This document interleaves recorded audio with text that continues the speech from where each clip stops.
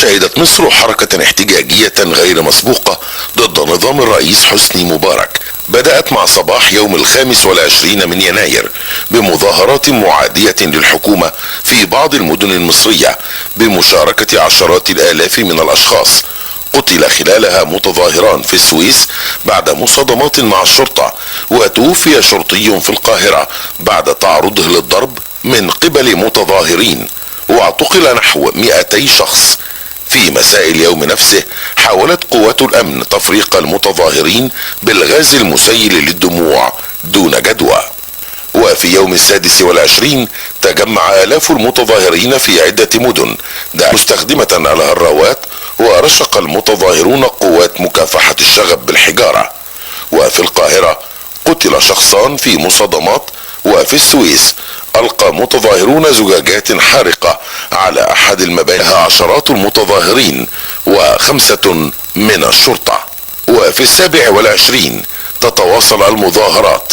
وفي شمال سيناء أشعل متظاهرون النار في مركز للمطافئ، كما وقعت اشتباكات في مدينة الإسماعيلية. ومع الإعلان عن جمعة الغضب ظهر محمد البرادعي على ساحة الأحداث بحثا عن دور.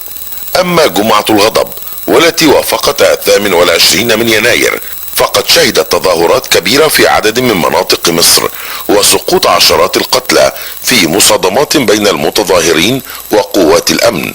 لكن المفاجأة كانت في اختفاء الشرطة من الشوارع، الأمر الذي عمت معه حالة من عدم الأمن والاضطراب، وتطور الأمر إلى عمليات سلب ونهب، وأضرمت حرائق في مقر الحزب الوطني الحاكم وعدد من مراكز الشرطة، وكذلك هروب آلاف السجناء من عدة سجون مصرية، مما جعل الرئيس مبارك بوصفه الحاكم العسكري يتخذ قرارا بحظر التجوال في محافظات القاهرة الكبرى والإسكندرية والسويس، وطلب من الجيش مساعدة الشرطة في فرض احترام الأمن وتطبيق منع التجوال. وفي أول تطور حقيقي على ساحة الأحداث طلب الرئيس مبارك من حكومة أحمد نظيف التقدم باستقالتها، وتعهد بخطوات جديدة على طريق الإصلاح. وفي 29 من يناير اجتمعت الحكومة برئاسة نظيف وتقدمت باستقالتها، ومع عدم رضاء المحتجين عن تلك القرارات تضاعفت المطالب بإصلاحات سياسية وبوقف قمع التظاهرات. وقتل عشرات الأشخاص في مصادمات بمدينة الإسماعيلية. بعدها عين الرئيس مبارك اللواء عمر سليمان مدير المخابرات العامة في منصب نائب رئيس الجمهورية، وكلف وزير الطيران أحمد شفيق بتشكيل الحكومة الجديدة. 30 من يناير آلاف المتظاهرين يواصلون مطالبهم بإسقاط النظام، والجيش يغلق وسط العاصمة بالدبابات. وفي 31 شكل الدكتور أحمد شفيق الحكومة الجديدة، والتي ضمت 14 وزيرا جديدا عين فيها اللواء محمود وجدي وزيرا للداخلية بدلا من اللواء حبيب العدلي الذي طالب الشعب بمحاكمته. وأدت الحكومة الجديدة اليمين الدستورية أمام الرئيس مبارك. بعدها عقد الرئيس مبارك أول اجتماع معها وكلفها بمحاولة استعادة الاستقرار في البلاد، وخرج نائب الرئيس ليعلن تكليفه ببدء حوار مع كافة القوى السياسية لحل القضايا المثارة حول الإصلاح الدستوري والتشريعي. وتعهد الجيش بعدم استخدام القوة ضد المتظاهرين معتبرا طلبات الشعب شرعية. وعلى واقع المظاهرات انتشرت الدعوة إلى خروج مظاهرة مليونية في اليوم التالي. ومع دخول اليوم الأول لشهر فبراير الجاري احتشد أكثر من 1,000,000 متظاهر في البلاد، خاصة في ميدان التحرير، ليخرج الرئيس مبارك معلنا أنه لن يترشح للانتخابات الرئاسية القادمة في سبتمبر 2011، متعهدا بانتقال سلمي للسلطة خلال الأشهر الباقية من ولايته، مع مطالبته لمجلسي الشعب والشورى بمناقشة تعديلات بعض مواد الدستور، ومنها المادة 76 والمادة 77، وملاحقة الفاسدين والتحقيق مع المتسببين في الانفلات الأمني. لكن المحتجين واصلوا إصرارهم على رحيله فورا. 2 فبراير الأربعاء وقعت مصادمات دامية في ساحة التحرير التي اقتحمها مثير الشغب بالخيول والجمال، مما أسقط 10 قتلى وأكثر من 900 مصاب. وفي الخميس 3 فبراير دعا عمر سليمان نائب رئيس الجمهورية جميع الأطياف السياسية إلى الحوار، كما أكد سليمان أن الرئيس مبارك لا يمانع في إجراء تعديلات على أي مواد أخرى بالدستور. والنائب العام يأمر بتوقيف كل من أحمد عز وزهير جرانة وأحمد المغربي وحبيب العدلي ومنعهم من السفر وتجميد أرصدتهم في البنوك.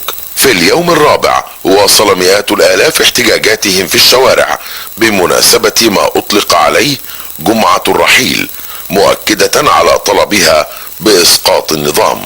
5 فبراير المكتب السياسي للحزب الحاكم يتقدم باستقالته، ولا يعين على إثرها الدكتور حسام بدراوي أمينا عاما وأمينا للسياسات الحزب الوطني.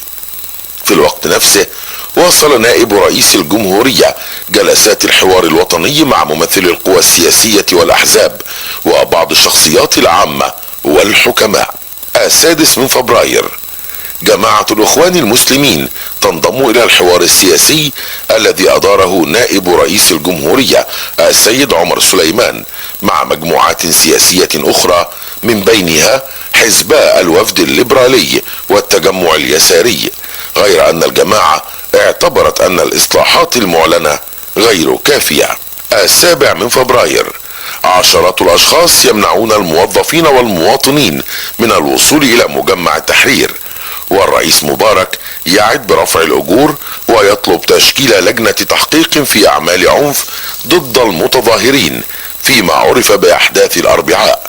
وفي أول اجتماع لمجلس الوزراء الجديد استعرض المجلس آخر التطورات الداخلية والجهود التي تبذلها الحكومة لإعادة الأمن والاستقرار في البلاد. 8 فبراير مئات آلاف يتظاهرون في القاهرة وفي مدن أخرى في أكبر تظاهرات تشهدها مصر منذ بداية التحركات، والرئيس مبارك يأمر بتشكيل لجنة لتعديل الدستور ضمت فقهاء الدستور والقانون حسب ما أعلن نائب الرئيس. 9 فبراير مئات المتظاهرين يحاصرون مقري مجلس الشعب والشورى ومقر الحكومة، والجيش يحذر من حدوث فوضى في البلاد. ونظم العاملون بعدد من قطاعات الدولة وقفات احتجاجية للمطالبة بتحسين أوضاعهم المالية والاجتماعية وزيادة الأجور وتثبيت العمالة المؤقتة. 10 فبراير الرئيس مبارك يعلن في خطاب عبر التلفزيون أنه فوض صلاحياته إلى نائبه عمر سليمان دون أن يعلن استقالته، وهو ما لم يخمد غضب المتظاهرين. وفي الوقت نفسه خرج سليمان ليطالب شباب المحتجين بالعودة إلى منازلهم، كما أعلن المجلس الأعلى للقوات المسلحة في أول بيان له أنه في حالة انعقاد دائم. 11 فبراير في الصباح عشرات الآلاف من المتظاهرين يتجمعون في ميدان التحرير والشوارع القريبة من مجلس الشعب، وليكسر المحتجون في ميدان التحرير والشوارع المجاورة حاجز 1,000,000 متظاهر.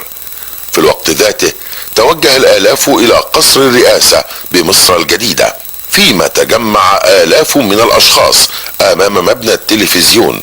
وأكد الجيش ضمانته للإصلاحات التي أعلنها مبارك، ويدعو إلى إنهاء الحركة الاحتجاجية، وذلك من خلال البيان العسكري رقم 2، مؤكدا ضرورة عودة الحياة إلى طبيعتها. وما هي إلا 6 ساعات بعد هذا البيان حتى أعلن السيد عمر سليمان تخلي الرئيس مبارك عن منصبه وتكليفه الجيش بإدارة شؤون البلاد، الأمر الذي أطلق فرحة عارمة بين المتظاهرين. وأعلن المجلس الأعلى للقوات المسلحة أنه ليس بديلا عن الشرعية التي يرتضيها للشعب لتنتهي معها حقبة من حقب التاريخ المصري وبداية عهد جديد نحو الأفضل.